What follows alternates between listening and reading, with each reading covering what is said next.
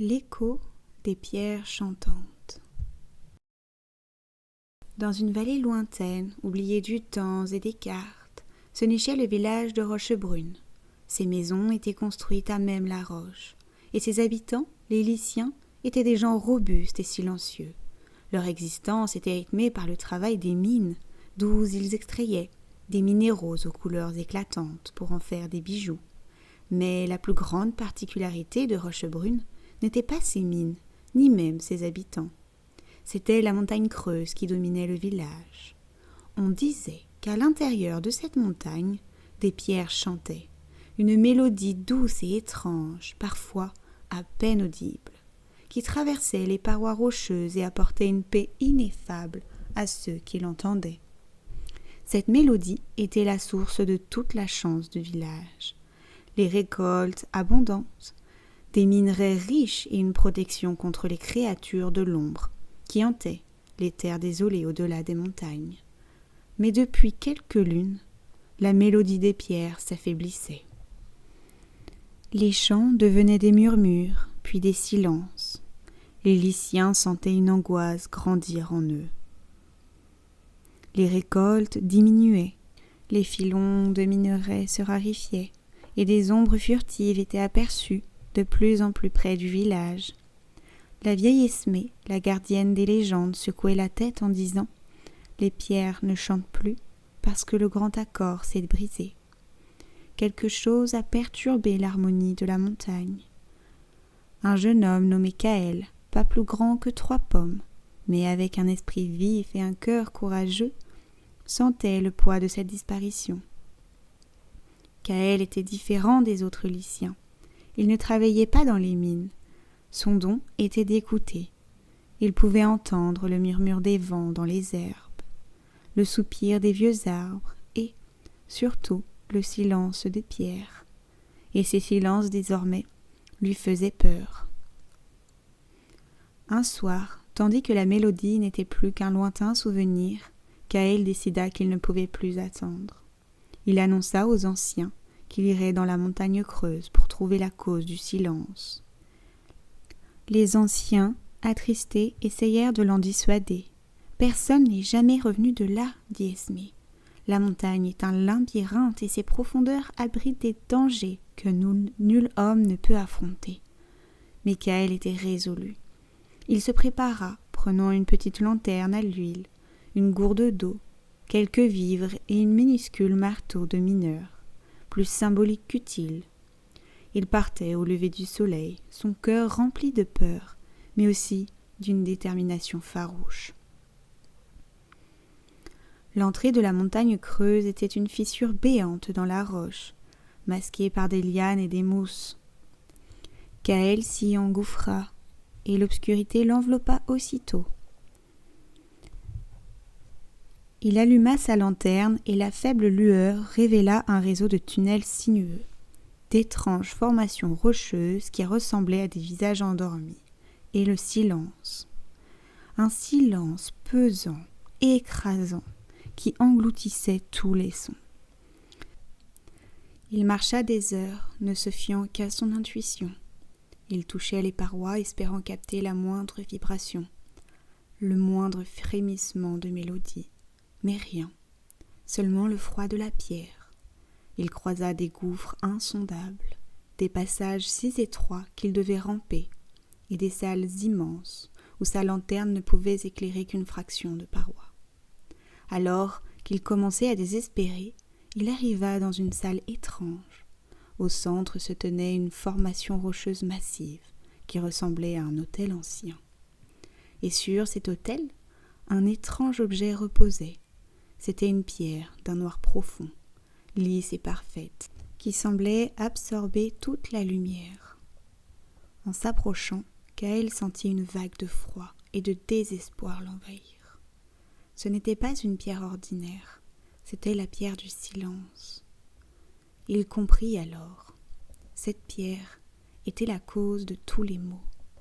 Elle aspirait la mélodie des pierres chantantes, étouffant l'harmonie et condamnant le village.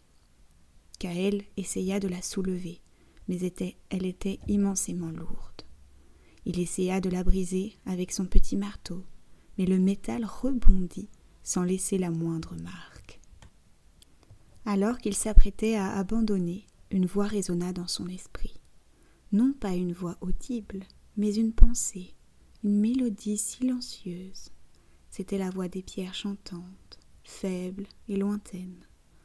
La pierre du silence ne peut être brisée par la force, jeune lycien, disait la voix. Elle ne peut être vaincue que par ce qui est son contraire, l'harmonie. L'harmonie perdue doit être retrouvée.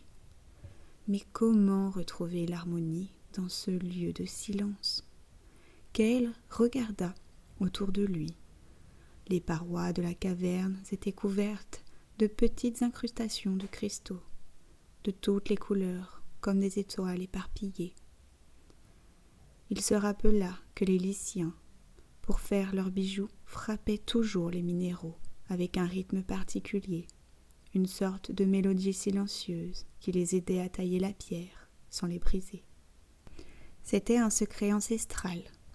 Il sortit son petit marteau. Il ne pouvait pas briser la pierre du silence, mais il pouvait essayer de réveiller l'harmonie endormie dans les cristaux alentours. Il commençait à frapper doucement en suivant le rythme que les anciens lui avaient enseigné.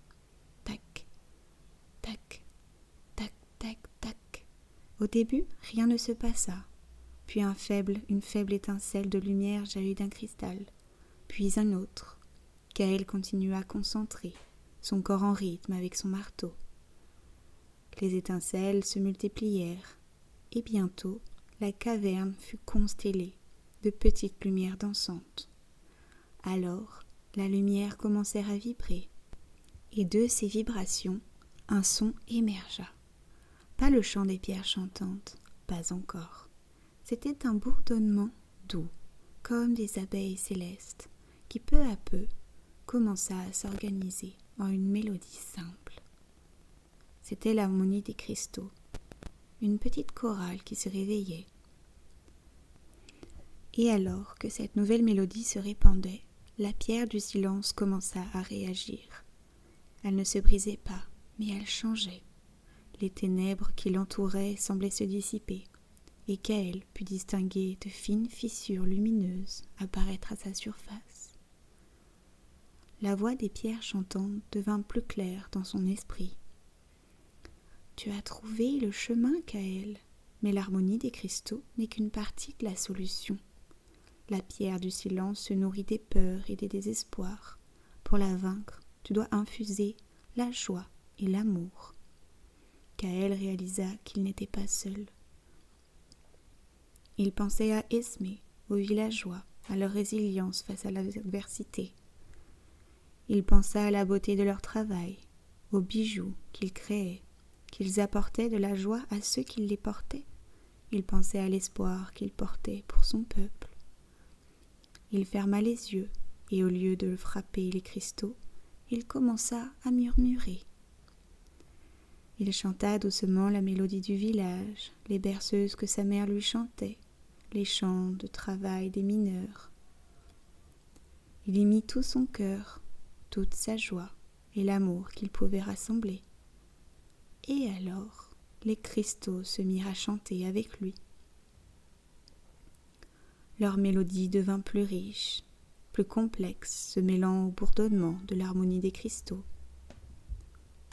Ce n'était pas le chant des pierres chantantes, mais c'était la mélodie du cœur de Kael, la mélodie de la vie et de l'espoir. La pierre du silence ne pouvait pas résister à cela. Elle n'était pas détruite, mais transformée. Les fissures lumineuses s'élargirent et la pierre elle-même commença à vibrer. Lentement, très lentement, elle se mit à s'élever de l'autel, comme si elle avait été repoussée par la force de l'harmonie et de l'amour. Elle flottait désormais au-dessus de l'autel, suspendue comme un nuage noir mais inoffensif. À ce moment précis, des profondeurs de la montagne creuse, un son remonta. D'abord un faible frémissement, puis un bourdonnement léger, et enfin la mélodie inimitable des pierres chantantes. Elle était de retour, plus claire, plus puissante. Elle s'emplissait de la caverne d'une symphonie de sons qui faisait vibrer l'air lui-même. Kaël, épuisé mais exalté, se laissa tomber au sol. La mission était accomplie. Les pierres chantantes s'étaient réveillées. Le retour de Kaël fut un événement majeur à Rochebrune. Les villageois l'accueillirent comme un héros. Esmé, les larmes aux yeux, le serra dans ses bras. « Tu as ramené l'harmonie, mon garçon. Tu as retrouvé le grand accord. » La mélodie des pierres chantantes revint. Les récoltes furent de nouveau abondantes. Les mines regorgèrent de minerais. Mais le plus important, c'est que les Lyciens avaient retrouvé l'espoir. Ils avaient compris que la mélodie ne venait pas seulement de la montagne, mais qu'elle était aussi en eux, dans leur capacité à préserver, à aimer et à croire en un avenir meilleur. Kaël ne fut plus jamais le même. Il était devenu le gardien de l'harmonie. Il continuait de monter dans la montagne creuse, non pas pour combattre, mais pour écouter.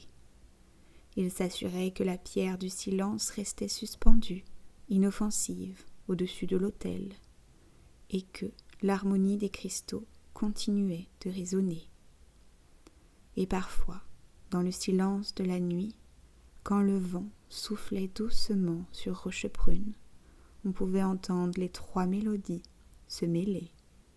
Le chant profond des pierres chantantes, le bourdonnement léger des cristaux et le murmure du cœur de Kaël qui veillait sur l'équilibre de son monde, prouvant que même le plus petit cœur peut restaurer l'harmonie d'une montagne entière.